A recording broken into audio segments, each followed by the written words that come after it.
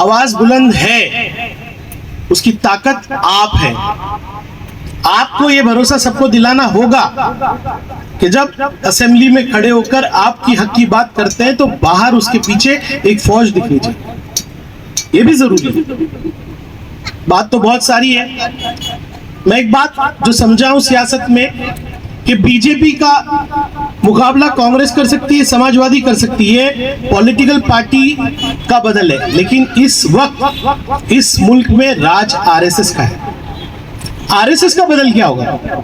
उस आदमी का बदल क्या होगा जो 6:30 बजे पार्क में जाकर आधी चड्डी पहनकर वर्जिश भी करता है, लोगों को अपनी सोच बताता है। क्या हम में से वो लोग हैं कि जो हमारी आइन की जान है, सेक्युलरिज्म, जो आज 75 साल पहले हमारे बुजुर्गों ने, मैं से मुसलमान नहीं कह रहा हूं, तमाम लोगों ने जिद्दोजहद की और एक ऐसा आइन बनाया जो सबको हक देता है, जो हर तबके के लोगों को हक देता है, उसकी सोच हमारी नस्लों तक ले जाए। मैं कहता हूं ये जवाबदारी लेने का वक्त है और उसके लिए कैडर चाहिए। उसके लिए खुद को कॉन्स्टिट्यूशन को पढ़ना पड़ेगा। अगर हम आर्टिकल 14, 15, 16, 19, 26, 29 को पढ़े तो कॉन्स्टिट्यूशन बनाने वालों ने 75 साल पहले सोचा था कि ऐसे लोग भी आएंगे जो कॉन्स्टिट्यूशन के सामने सर झुकाएंगे और कॉन्स्टिट्यूशन को खत्म करने की इच्छा दिल में रखेंगे। कुरैशी साहब आपसे गुफ्तगू कर रहे थे और वो सारे नुकात जो हम सब सोचते हैं वो कह रहे थे। कम से कम गुज़िश्ता 15-20 सालों में कम्युनिटी में इतनी पॉलिटिकल मैच्योरिटी तो आ गई है कि अब वो सियासत को शजर ममनुआ नहीं समझता और सियासत में हिस्सा लेना और सियासत के जरिए अपने मसाइल को हल करने को एक सीढ़ी मानना, इस बात को मानने लगा है। हमारा यूथ, हमारी माएँ और बहनें, हमारा नया जो पूरा समाज बन रहा है वो पॉलिटिकल सिस्टम को समझने लगा है और इंशाअल्लाह ताला ये सोच एक बड़ी तब्दीली की तरफ ले जाएगी। साथियों, हमारे दरमियान एक नाम अंधेरी ईस्ट माप खान नगर से सलीम माप खान साहब का है। हम लोग साउथ बॉम्बे के लोग उनकी उन एक्टिविटीज को जो वो वहाँ माप खान नगर और अंधेरी में करते हैं थोड़ा कम समझते हैं, लेकिन यकीन जानिए मुख्तलिफ इलाकों में मुख्तलिफ हमारे ऐसे साथी, भाई, दोस्त, रहनुमा, कायद अलग अलग इलाकों में एक एक हिस्सा पकड़कर कौम और मिल्लत का काम करते हैं, वहाँ हौसला और उम्मीद बढ़ाते हैं और वहाँ जो भी उम्मत और मिल्लत की परेशानियाँ होती है उसको हल करने के लिए कोशिश करते हैं। तो अंधेरी ईस्ट में माप खान नगर का एक बहुत बड़ा नाम सलीम माप खान, उनसे गुजारिश है कि वो आए। चंद ही जुमले बोलते हैं वो, तो आइए चंद ही जुमले बोलते हैं। अस्सलाम वालेकुम। यहाँ पर मेरे बड़े भाई अबू आसिम भाई, रईस भाई, मुबीन भाई, मेहराज जी, बावड़ा साहब, रेबा जी, मैं सबसे पहले यूसुफ भाई को बहुत बहुत मुबारकबादी देना चाहूँगा कि जो आपने एक शुरुआत की है इस इस्लाम जिम खाने के ग्राउंड पे, मिल्ली और सियासी ये दोनों पैरेलल चलना चाहिए। ये तो पहले ऐसा होता था कि जहां दीन की बातें हैं तो वहां समाज अपना सियासी नहीं आवे। आज हमें यह चीज को समझना पड़ेगा कि जहां जहां दीन है वहां हमको सियासत करना पड़ेगा और यहाँ हर इंसान को हिंदुस्तान के अंदर सियासत में इंटरेस्ट लेना पड़ेगा अपने अपने तरीके से। जैसे अभी बात हो रही थी कि हमको लीडर बनाना पड़ेगा, लीडर बनाने की जरूरत नहीं है। आप देख लीजिए यहाँ स्टेज पे बैठे हैं लीडर है, यहाँ भी लीडर है और बहुत जगह लीडर बैठे हैं, सिर्फ हमको उनको लीडर मानना पड़ेगा। उनमें उतनी सलाहियत है, दूसरे मानते हैं, हम लोग मानते नहीं हैं। तो हमें कहीं ना कहीं उनको लीडर मानना है और जब हम लोग उनको लीडर मानेंगे तब हमारी ताकत बहुत बढ़ेगी। आपने एक बात को समझा होगा, अभी फिलहाल के अंदर वक्फ का जो बिल पास हुआ है, इसमें हमारी कमजोरी क्या रही है? हमारी कमजोरी ये रही है कि हाउस के अंदर हमारे अपने लोग नहीं थे। तो कहीं ना कहीं हमको ज्यादा से ज्यादा तादाद में हमारे अपने लोगों को हाउस में भेजना है। जब हम लोग ये करेंगे तब होगा।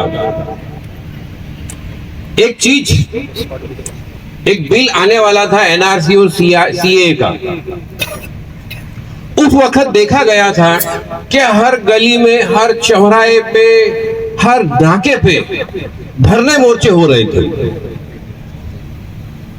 उस वक्त तो मुसलमान और जो लोग इस बिल के खिलाफ थे वो सब मिलजुल के इस बिल के खिलाफ अपनी लड़ाई लड़ रहे थे।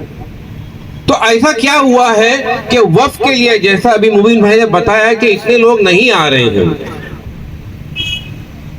मुबीन भाई ने अपनी बातों में ये कह दिया था कि उसकी वजह ये है कि सीए में और एनआरसी के अंदर हमको अपना डर लग रहा था कि हमारा क्या होगा, हम डिटेंशन सेंटर में जाएंगे या पाकिस्तान चले जाएंगे। लेकिन जहां वक्फ की जमीनों की बात आती है वहां हमको उतना ही दर्द रखना पड़ेगा जितना उस वक्त रखा था। यूसुफ भाई, सुप्रीम कोर्ट में इस बिल के खिलाफ पिटीशन तो बहुत गए हैं। मैं चाहूंगा मुंबई से और अपने लोग के तरफ से भी एक पिटीशन जाना चाहिए। उसकी वजह यह है, आजकल कोर्ट के फैसले भी भावनाओं पे होने लगे हैं। आपने देखा होगा बाबरी मस्जिद के अंदर जो फैसला था वो एविडेंस के उस पे नहीं हुआ था, भावनाओं पे हुआ था। फिर लोगों की भावनाएं क्या बोलती है।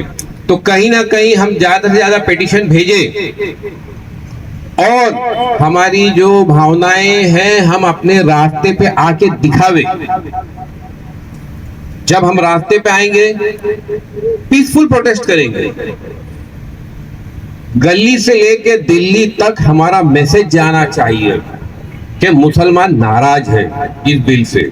जो प्रॉपर्टी हमारे पूर्वजों ने दान में दी थी तो वो सरकार कैसे बेच सकती है। वो हमारी अपनी है, उसको देखने के लिए हमारे मुतल्ली हैं, हमारे अपने लोग हैं। हमारे बोर्ड के अंदर दूसरे लोग क्या कर सकते हैं। तो ये सब बातें हैं, हमें ध्यान रखना चाहिए। और एक मुंबई शहर में मेरा एक यूसुफ भाई एक प्रपोजल है मेरा कि एक फोरम बनाया जाए कि कभी भी एक कुछ मुद्दा आता है, कुछ ऐसी चीजें होती है तो हम एक व्हाट्सएप पे या सोशल मीडिया पे हम मैसेज डालें तो हजारों लोग वहां पर जमना चाहिए। और आज जो ये मुहिम शुरू हुई है, मैं दुआ करता हूं कि इसके बाद जो मीटिंग हो हमारी तादाद इतनी होनी चाहिए कि इस्लाम जिम खाने का ग्राउंड का ये हिस्से से वो हिस्से तक हमारे अपने लोग होना चाहिए। और ये लड़ाई, सियासी लड़ाई यहाँ से जो शुरू हुई है ये दिल्ली तक जाना चाहिए। ज्यादा मैं नहीं कहना चाहूंगा क्योंकि अभी हमारे समीर भाई हैं जो मोटिवेशनल स्पीच देंगे, ये बताएंगे। आसिम भाई हैं, रईस भाई हैं। बस आखिर में इतना ही कहना चाहूंगा कि ये जो शुरुआत है इसका एंड नहीं होना चाहिए, ये चलते रहना चाहिए और इसमें लोग जुड़ते रहना चाहिए। बस इतना ही बात करके अपने दो शब्द खत्म करता हूँ। अस्सलाम वालेकुम। साथियों, सलीम माब खान साहब वक्फ बिल और एक्ट के तई गुफ्तगू कर रहे थे। ये शुक्र है कि कम से कम वक्फ क्या है उसकी गुफ्तगू आवाम में आम हुई, लेकिन लोग अब भी उसकी संजीदगी को समझ नहीं पाए। जिस तरह की खबरें बताई जाती हैं, समझाई जाती हैं कि वक्फ की लाखों प्रॉपर्टियां हैं, लाखों एकड़ प्रॉपर्टियां हैं, तो हम लोग समझते हैं कोई बैरिंग लैंड है, उस लैंड के बारे में बात हो रही है, खेतियों के बारे में बात हो रही है। हम स्पेसिफिकली ये बात उम्मत मुस्लिमा के नीचे तक जोर से नहीं बोल पा रहे कि ए दोगो, ये मस्जिद भी वक्फ है, मस्जिद भी उतनी ही टारगेट पे है। हम प्लेन लैंड को समझ रहे हैं, कुछ खेतियों की जमीनों को समझ रहे हैं कि ये जो लाखों लाखों एकड़ जमीन है, लाखों, ये जुमले बहुत कॉमन नहीं बोले जाते हैं। ये बताओ कि मस्जिद भी वक्फ है, दरगाह भी वक्फ है, मदरसा भी वक्फ है, इमाम बारगाहें भी वक्फ हैं, बुनियादी दीन के सुतून वक्फ हैं। ये मसला है। उन प्रॉपर्टीज को जो हम पढ़ते हैं लाखों एकड़ एकड़, आम नौजवान समझता है कोई बड़ी प्रॉपर्टी है, उसकी कोई लड़ाई हो रही है। अरे साथियों, दीन की ये तमाम बुनियादात जो ईमान हमको देती हैं, ये सब के सब वक्फ हैं और सब के सब उस वक्फ एक्ट के कगार पे हैं, उस तलवार पे हैं। जो पसमुर्दगी में बात लोग कह रहे हैं वक्फ एक्ट के बारे में बंबई में दिखाई जा रही है, जो एहतजाज होना चाहिए, जो दीवानगी और सर पे कफन बांधकर करने वाला अमल होना चाहिए, बंबई शहर इसमें लैकिंग कर रहा है। ये बात हकीकत है यूसुफ भाई। मुस्लिम पर्सनल लॉ बोर्ड ने इतनी बड़ी नशिश बुलाई, सारे उलमाए कराम, अदबी, सियासी, समाजी सब लोग आए, जो चीज तय हुई उसका रंग दिखता नजर नहीं आया। तो एहतजाज के मामले में जो थोड़ी सी बुज़दिली या जो जुल्म और जबर के वाकयात हमारे सामने आते हैं जो हमको नर्वस कर रहे हैं, तो खुदारा ईमान को उस नहज पर ले जाएं कि जहां कम से कम बावाज़े बुलंद इस जुल्म के खिलाफ आप नारा बुलंद कर सकें। साथियों, इसी तरह अपनी आवाज को, जो हम अक्सर कहते हैं, अगर पार्लियामेंट में अपने लोग नहीं भेजेंगे, असेंबली में हम अपने लोग नहीं भेजेंगे, तो बोलेगा कौन? और कभी कभी ऐसा होता है कि ऐसे लोगों को भेज दिया जाता है जज्बात में आकर कि जो जीतते थे मुसलमान वोटों से, बोलते तो मुसलमानों की बातें, लेकिन हाउस में इतनी गुमतलाशे गुमशुदा हो जाते हैं। मुस्लिम इश्यूज पर उनके ना चेहरे नजर आते हैं, ना उनके बयानात नजर आते हैं, और गली और मोहल्ले में छबील, पानी और छोटी छोटी चीजें दिखा के बोर्ड लगाकर ये साबित करते हैं कि मुसलमानों के लिए बहुत फिक्रमंद है। अरे मेरे साथियों, छबील गटर लाइट से आगे निकलो। ऐवानों में जो फैसले हो रहे हैं, तुम्हारी दीन तुमसे कानून के जरिए छीना जा रहा है। ट्रिपल तलाक आपने देखा, कानून के जरिए छीना जा रहा है। बहुत सारे ऐसे इश्यूज हैं। तो साथियों, हाउस में प्रॉपर पॉलिटिकल रिप्रेजेंटेशन नहीं होगा। हमने बाबरी मस्जिद की शहादत के बाद तालीम का हमने बिल्कुल बजाया, समीर भाई जैसे लोगों ने बड़ी मेहनत की, उम्मत उसमें आगे आई है। लेकिन वही तालीम के तमाम मदारिस और स्कूल को एक लेजिस्लेशन के जरिए आपसे छीन लिया जाएगा या उसको कमजोर कर दिया जाएगा। तो जहां लेजिस्लेशन बनता है, उस बॉडी में आपके लोग अगर नहीं गए, तो सिवाय अफसोस और रंज के और आने वाली नस्लों को जवाब देना मुश्किल हो जाएगा। उसी तरह हाउस में अगर कोई, हम सबको समाजवादी, मैं पार्टी का नाम नहीं लेना चाहता था, अब तक पॉलिटिकल नाम नहीं आया, लेकिन ये हकीकत है कि समाजवादी पार्टी के ही यही तो साथी, जिसका नाम अबू आसिम आजमी और रईस शेख है, यही लोग उम्मत और मिल्लत के लिए हाउस में बोलते रहे, लड़ते रहे, नेगेटिव जुमले सुनते रहे, जहादी और नाना ने क्या क्या इन दोनों को कहा गया, उसके बावजूद ये डट कर कहते रहे कि हक और इंसाफ ये कहता और हम कह के छोड़ेंगे। ऐसा एक साथी हमारे दरमियान में मौजूद है जिसका नाम रईस कासिम शेख है। मैं चाहूंगा कि वह आए, स्पेशली हाउस के ही एक्सपीरियंसेस आपको बताएं। रईस कासिम शेख। अस्सलाम वालेकुम। मौलाना कलम जवाद साहब, जनाब अबू आसिम आजमी साहब, यूसुफ अबरानी साहब, समीर सिद्दीकी साहब, तमाम मोअज़्ज़िज़ शख्सियात, आज बेदारी के इस मौजू पे इस्लाम जिमखाना में ये प्रोग्राम ऑर्गेनाइज किया गया है और मुझे बताया गया कि समीर सिद्दीकी साहब बड़ा तवील रिसर्च बेस एक प्रेजेंटेशन करने वाले हैं। सईद भाई ने बात की कि कानून पार्लियामेंट में बनता है, असेंबली में बनता है, वहाँ पे तो नंबर गिने जाते हैं और वहाँ पे नुमाइंदगी बहुत इम्पोर्टेंट है, पर मुल्क के हालात किसी से छुपे नहीं है और हम सब जानते हैं कि एक सरकार नहीं, एक सोच, एक ऐसी सोच जो एक ही तबके की बात करती है, एक ऐसी सोच जो खुद कॉन्स्टिट्यूशन को नहीं मानती है, एक ऐसी सोच जिसको कानून की कोई इज्जत नहीं है, वो अब सरकार में।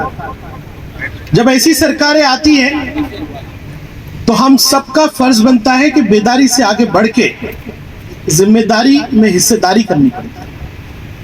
जब ऐसी सरकारें आती है तो सिर्फ घर पे बैठ के नहीं चलता, ऐसी सरकारें आती हैं तो हम सबको सड़क पे भी उतरना पड़ता है और हम सबको जिम्मेदारियां लेना पड़ता है। अब सईद भाई ने बात की असेंबली की, बजट सेशन आपके सामने।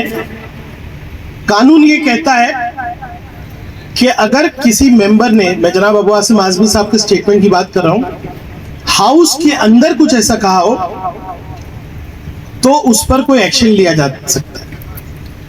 लेकिन आज आप देख सकते हैं कि अगर इन्होंने तय कर दिया कि ये सेशन में ये मेंबर हाउस में नहीं रहेगा, तो किसी कानून का लिहाज ये करते नहीं, ये बेशरम लोग हैं।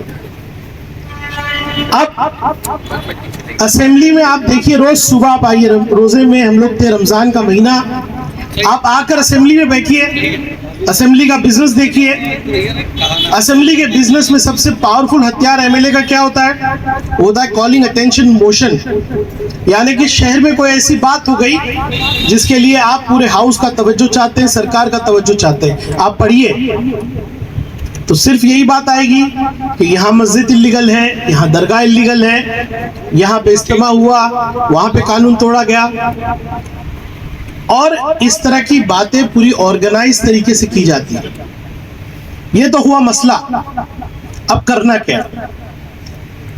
करना यह है कि असेंबली में आपने भेजा, इंशाल्लाह हम लोग बेबाक तरीके से अपनी बात रखेंगे, लेकिन असेंबली में नंबर इंपॉर्टेंट होता है। आप बहस करने के लिए वक्त चाहिए, नंबर चाहिए। चेयर ले लीजिए ना। असेंबली में आपको कानून बनवाना है, नंबर चाहिए।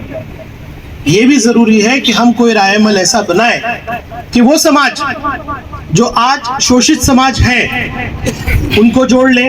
कल मैं भारत रत्न बाबा साहेब अम्बेडकर की पुण्यतिथि है तो एक प्रोग्राम में गया था। 14-15 साल की एक बच्ची ने वो बात कही कि अगर मुसलमान कह दे तो उसको वहीं पे ऐसा करेंगे कि एनए से लगा देंगे। लेकिन वो बेबाक बात उसकी थी, वो कह सकती थी। क्यों? क्योंकि उसका पूरा समाज उसके साथ में खड़ा हुआ। आवाज बुलंद है, उसकी ताकत आप है। आपको ये भरोसा सबको दिलाना होगा कि जब असेंबली में खड़े होकर आपकी हक की बात करते हैं तो बाहर उसके पीछे एक फौज दिखनी चाहिए। ये भी जरूरी है। बात तो बहुत सारी है। मैं एक बात जो समझा हूं सियासत में कि बीजेपी का मुकाबला कांग्रेस कर सकती है, समाजवादी कर सकती है, पॉलिटिकल पार्टी का बदल है, लेकिन इस वक्त इस मुल्क में राज आरएसएस का है। आरएसएस का बदल क्या होगा? उस आदमी का बदल क्या होगा जो 6:30 बजे पार्क में जाकर आधी चड्डी पहनकर वर्जिश भी करता है, लोगों को अपनी सोच बताता है। क्या हम में से वो लोग हैं कि जो हमारी आइन की जान है, सेक्युलरिज्म, जो आज 75 साल पहले हमारे बुजुर्गों ने, मैं से मुसलमान नहीं कह रहा हूं, तमाम लोगों ने जिद्दोजहद की और एक ऐसा आइन बनाया जो सबको हक देता है, जो हर तबके के लोगों को हक देता है, उसकी सोच हमारी नस्लों तक ले जाए। मैं कहता हूं ये जवाबदारी लेने का वक्त है और उसके लिए कैडर चाहिए। उसके लिए खुद को कॉन्स्टिट्यूशन को पढ़ना पड़ेगा। अगर हम आर्टिकल 14, 15, 16, 19, 26, 29 को पढ़े तो कॉन्स्टिट्यूशन बनाने वालों ने 75 साल पहले सोचा था कि ऐसे लोग भी आएंगे जो कॉन्स्टिट्यूशन के सामने सर झुकाएंगे और कॉन्स्टिट्यूशन को खत्म करने की इच्छा दिल में रखेंगे। ये बातें हैं। मुझे उम्मीद है कि इसके बाद रायमल भी बनेगा, हम सब मिलके काम करेंगे। आज का दिन है कि समीर सिद्दीकी साहब को हम सुने। आपने मुझे बोलने का मौका दिया, इसके लिए बहुत बहुत शुक्रिया।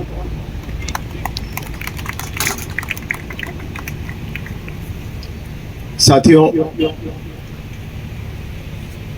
हमारे दरमियान लफ्ज कद्दावर जिसको कहते हैं, उसकी असली माने अगर आप लिखना चाहते हैं तो ऐसी कद्दावर शख्सियत आगा कल्बी जवाद साहब की भी है। यहाँ